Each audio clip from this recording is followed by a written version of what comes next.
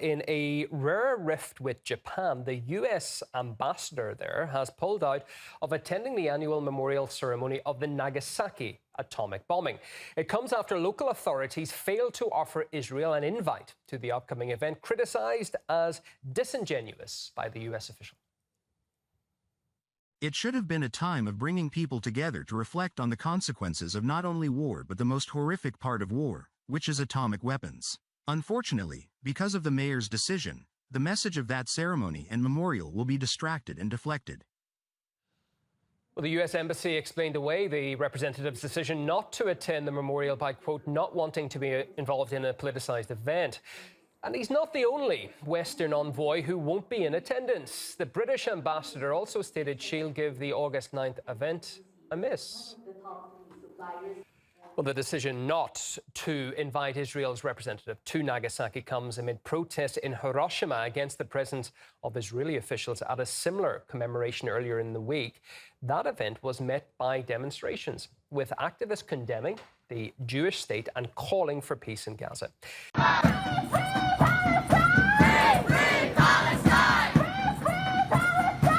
History professor and director of the Nuclear Studies Institute at Washington, D.C.'s American University, Peter Kourik, is of the view Nagasaki authorities are acting with integrity, unlike organizers in the other Japanese city hit by America's atomic bomb attack.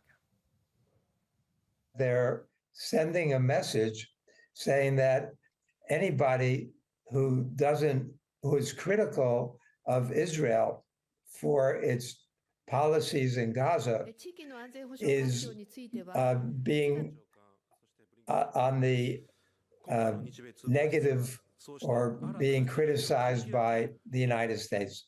It's saying that the United States has Israel's back despite the horrific things that Israel is doing. In reality, there is no distance between the Biden administration and the Israeli government, which is why so many people refer to Biden as Genocide Joe. I think that the mayor of Nagasaki, Suzuki, was very brave to do that, especially after Mayor Matsui in Hiroshima did not invite Russia, did not invite Belarus, but did invite Israel. I think Nagasaki is acting with integrity, whereas Hiroshima is giving in to pressure from the United States. And I know that my friends in Hiroshima, especially the Hibakusha, the atomic bomb survivors, are very disappointed with Mayor Matsui's decision to invite Israel. Go ahead. Japan, this is back on the Middle East, but Nagasaki, of course, today's the anniversary tomorrow of the atomic bombing in Nagasaki.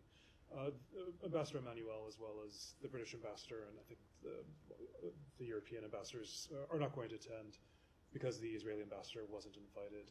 The Nagasaki mayor says this is logistical. Why is it so important that the Israeli ambassador be present? Look, we thought it was important that the Israeli ambassador be invited, as the ambassadors of other countries have been invited, that no country that should have been singled out to not be invited to this celebration, and that's why the ambassador took the step that he did, and I presume why the ambassadors of other countries took the steps that they did in deciding not to attend.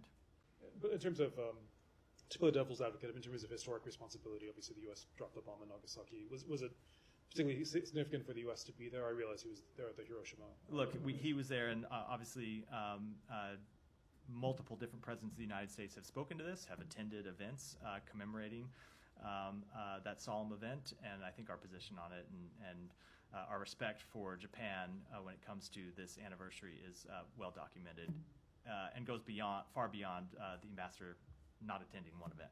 Sure. Okay, just